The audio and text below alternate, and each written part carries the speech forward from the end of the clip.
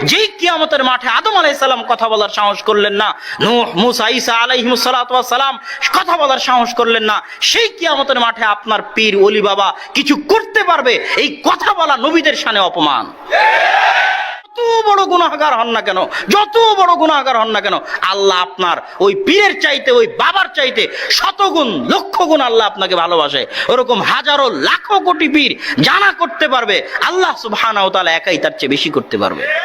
বক্তব্যের শেষের দিকে চলে এসেছি। পৃথিবীর সব ধর্মের ব্যবসা চলে, পৃথিবীর সব ধর্মের ব্যবসা চলে মানুষকে এই ভয় দেখিয়ে যে তুমি অনেক বড় গুনাহগার, তুমি এত বড় গুনাহগার হয়ে আল্লাহর কাছে চাইবে কেমনে? তোমার জন্য ভায়া লাগবে, লিংক লাগবে, ওয়াস্তা লাগবে, মাধ্যম লাগবে, পীর বাবার মাধ্যম লাগবে, যাতে পীর বাবা তোমাকে জাহাজে করে কিয়ামতের মাঠে পার করিয়ে দিতে পারে। হিন্দুদের ঠাকুরের কাছে যান, আর খ্রিস্টানদের পাদ্রীর কাছে যান, আর ইহুদিদের সিনাগগে যান, ইহুদিদের রাব্বির কাছে যান, সবার একই বক্তব্য, আপনি একা একা নিজে নিজে আল্লাহর কাছে কিছু চাইতে পারবেন না, এই ক্ষমতা আপনার নেই। এই জায়গাতেই সব বিজনেসের গোড়া। আর ইসলাম এটাই ভাঙতে এসেছে। ইসলামের সাফ কথা, আপনি আল্লাহর বান্দার, আল্লাহ আপনার সৃষ্টিকর্তা, আপনার সাথে আল্লাহর যোগাযোগ ডাইরেক্ট। যত বড় গুনাহগার হন, যত বড়, আপনি কি ওর চাইতে বড় গুনাহগার যে 99 জন মানুষকে হত্যা করে, 100 জন মানুষকে হত্যা করে যাচ্ছে আল্লাহর কাছে ক্ষমা নিবে চাই? এখনো ক্ষমা চায়ও নি। এখনো ক্ষমা কি চেয়েছে? ও তো ক্ষমা চায়ও নি। 99 জন মানুষকে হত্যা করে এক আলেমের কাছে গেছে, বলছে ক্ষমা চাই, বলছে ক্ষমার কোনো রাস্তা নাই, ওকে হত্যা করে দিয়েছে। একজন বলেছে অমুক গ্রামে গেলে ক্ষমা পাওয়া যাবে, সেই গ্রামে যাচ্ছে, রাস্তার মধ্যে মৃত্যু চলে এসেছে, এখনো ক্ষমা চায়নি।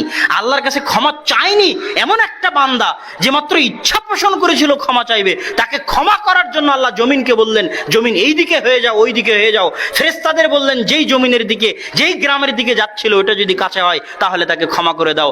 আল্লাহর কাছে যে ক্ষমা চায়নি তাকে ক্ষমা করার জন্য আল্লাহ কৌশল অবলম্বন করলেন।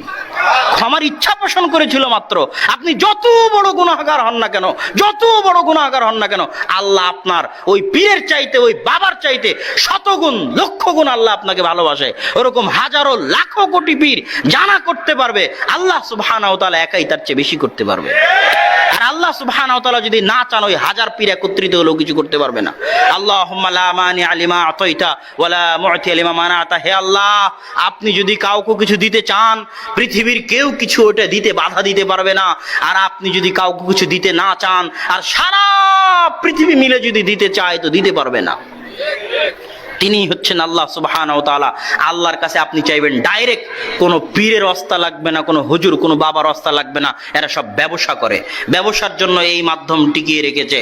আর কিয়ামতের মাঠে কেউ জাহাজ নিয়ে কাউকে পার করতে পারবে না। কিসের পীর বাবা, কিসের ওলি বাবা, আর কিসের মাজারের বাবা? কিয়ামতের মাঠে নবীরা থাকবে বিপদে। আদম আলাইহিস সালাতু ওয়াস সালাম আল্লাহর সাথে কথা বলার সাহস করবেন না। মুমিনরা গিয়ে আদম আলাইহিস সালাতু ওয়াস সালামকে বলবে, যান আল্লাহর সাথে কথা বলেন। আজ যেন আল্লাহ বিচার শুরু করে, বিচারের অপেক্ষায় থেকে থেকে মানুষ ক্লান্ত হয়ে যাবে, এত ক্লান্ত হয়ে যাবে, এত ক্লান্ত হয়ে যাবে যে জাহান্নামে চলে গেলেও রাজি আছি, তবুও বিচার হোক। বিচার যদি জাহান্নাম হয় তবুও বিচার হোক। বিচারের অপেক্ষায় থেকে মানুষ ক্লান্ত হয়ে যাবে। কিন্তু কে বলবে আল্লাহকে বিচারের মাঠে যে আল্লাহ বিচার শুরু করেন? এই সাহস কিয়ামতের মাঠে কারো হবে না। আদম বলবে, আমার সাহস নাই, যাও নূহ আলাইহিস সালামের কাছে। নূহ আলাইহিস সালাম বলবেন, আমার সাহস নাই, যাও মুসা আলাইহিস সালামের কাছে। মুসা আলাইহিস সালাম বলবেন, যাও, আমার সাহস নাই, ঈসা আলাইহিস সালামের কাছে। ঈসা আলাইহিস সালাম বলবেন, মুহাম্মদ সাল্লাল্লাহু আলাইহি সাল্লামের কাছে যাও। মুহাম্মদ সাল্লাল্লাহু আলাইহি ওয়াসাল্লাম আল্লাহর সাথে সরাসরি কথা বলার সাহস করবেন না। এটা আল্লাহর হায়বাত, এটা আল্লাহ সুবহানাহু ওয়া তাআলার আত্মমর্যাদা, এটা আল্লাহ সুবহানাহু ওয়া তাআলার আত্মসম্মান, এটা আল্লাহ সুবহানাহু ওয়া তাআলার গায়রাত। মুহাম্মদ সাল্লাল্লাহু আলাইহি ওয়াসাল্লাম কথা না বলে সরাসরি সিজদায় পড়ে যাবেন। কতক্ষণ সিজদায় থাকবেন এটা কেউ জানে না। আল্লাহ যতক্ষণ চাইবেন ততক্ষণ। তিনি নিজে সিজদা থেকে মাথা উঠানোর সাহস করবেন না। আল্লাহ বলবেন, ইয়া মুহাম্মদ ইরফা রাসাক সালতু তাওয়াশফা তুশফা। মুহাম্মদ মাথা উঠাও, চাও দেওয়া হবে, শাফাত করো, গ্রহণ করা হবে। যেই কিয়ামতের মাঠে আদম আলাইহিস সালাম কথা বলার সাহস করলেন না, নূহ, মুসা, ঈসা আলাইহিমুস সালাতু ওয়াস সালাম কথা বলার সাহস করলেন না, সেই কিয়ামতের মাঠে আপনার পীর ওলি বাবা কিছু করতে পারবে? এই কথা বলা নবীদের শানে অপমান।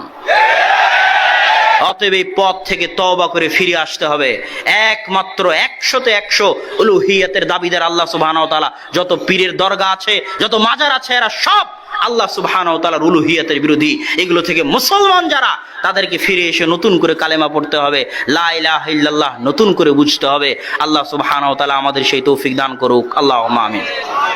সম্মানিত উপস্থিতি, ওই যে ইউটিউব ফেসবুকে পীর বাবা অলি বাবা অ্যাড দিচ্ছে যে মালয়েশিয়া চলে যাবেন, আমেরিকার টিকিট পেয়ে যাবেন, কামরূপ কামাখ্যা থেকে প্রশিক্ষণ নিয়ে এসেছে, কোন জঙ্গল কোন জিনের কাছ থেকে প্রশিক্ষণ নিয়ে এসেছে, আপনার স্বামী স্ত্রীর মধ্যে ভালোবাসা তৈরি করে দিবে, আপনার লটারি জিতিয়ে দিবে, আপনাকে বিদেশে পাঠিয়ে দিবে। এদের চেম্বার আছে যমুনা ফিউচার পার্কে পর্যন্ত। যমুনা ফিউচার পার্কের মতো জায়গায় এদের চেম্বার আছে। আর আধুনিক যুগের মানুষ, বিজ্ঞানে বিশ্বাস করে মানুষ, এই মানুষজন তাদের কাছে গিয়ে টাকা দিচ্ছে, তাদের ফি আছে, তাদের মাধ্যম দিয়ে তার সব তদবির করিয়ে নিচ্ছে। বাবার তদবিরে সবকিছু সম্ভব। তো বাবা কি পেশাব পায়খানা না করে থাকতে পারবে? বাবা কি না খেয়ে থাকতে পারবে? বাবা কি না ঘুমিয়ে জীবিত থাকতে পারবে? বাবা কি কোনোদিন মারা যাবে না? লা ইলাহা ইল্লা হুয়াল হাইয়ুল কাইয়ুম। আল্লাহু লা ইলাহা ইল্লা হুয়াল হাইয়ুল কাইয়ুম। আল্লাহ সেই সত্তা যিনি চিরঞ্জীব, চিরস্থায়ী, কোনোদিন মারা যাবেন না। লা তাখুযুহু সিনাতুন ওয়ালা নাওম, তাকে কোনোদিন ক্লান্ত স্পর্শ করে না, তন্দ্রা স্পর্শ করে না। আল্লাহুস সামাদ, তিনি অমুখাপেক্ষী, তিনি ঘুমের মুখাপেক্ষী নন, তিনি পেশাব পায়খানার মুখাপেক্ষী নন, তিনি খাওয়ার মুখাপেক্ষী নন। তোমার এই বাবা কি পেশাব পায়খানা না করে থাকতে পারবে? না খেয়ে থাকতে পারবে? তো যে পেশাব পায়খানা না করে থাকতে পারবে না, না খেয়ে থাকতে পারবে না, চিরঞ্জীব চিরস্থায়ী নয়, সে তোমার সরিষা সমপরিমাণ উপকার করতে পারবে না। বক্তব্যের শেষের দিকে চলে এসেছি।